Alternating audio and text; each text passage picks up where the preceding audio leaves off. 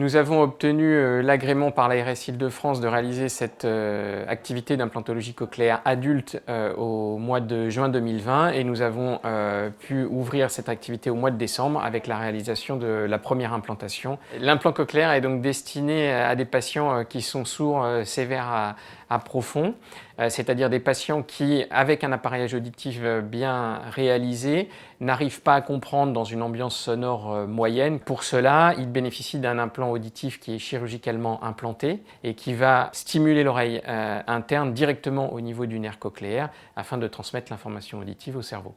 La prise en charge d'un patient vers l'implant cochléaire est un long parcours qui comprend plusieurs intervenants essentiels, en particulier l'ORL et le chirurgien ORL, l'orthophoniste qui va faire un bilan pré-implantatoire et réaliser la rééducation post-implantation, et des audiologistes régleurs qui vont permettre d'adapter le fonctionnement de l'implant à la surdité du patient. Le patient aura une activation de son système le lendemain. On va lui envoyer des sons et on va chercher ces seuils de détection pour avoir un résultat, une tolérance.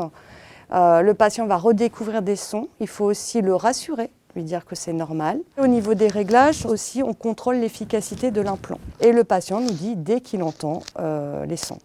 D'entendre certains bruits que j'entendais plus du tout. La pluie, mon clignotant de voiture, c'est tout bête. Le téléphone dans la pièce à côté, ça m'a permis de me retirer de mon isolement, réentendre mes enfants, mes petits-enfants, et ça c'est fantastique.